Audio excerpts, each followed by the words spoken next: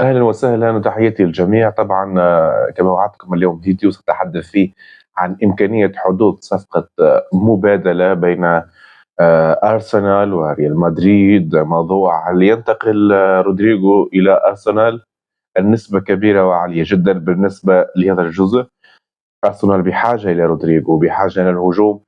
في أرسنال يعاني بعض المشاكل، بحاجة إلى لاعب مثل رودريغو وبخصائص رودريغو.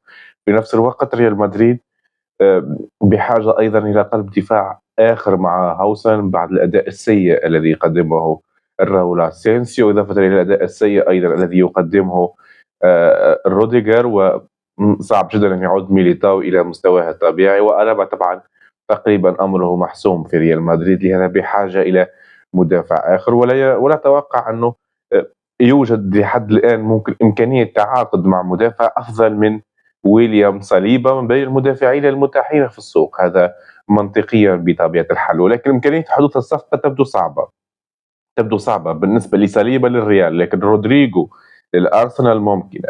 الحديث عن صفقة التبادل ظهر نوعا ما في إنجلترا من بعض المصادر، لحد الآن لا ترتقي لأن نقول أنها مصادر قوية وموثوقة جدا، ولكن ظهر هذا الحديث في إنجلترا تحديدا عن أنه هناك فكرة لهذه المبادلة، بما أن كل نادي محتاج إلى لاعب جديد.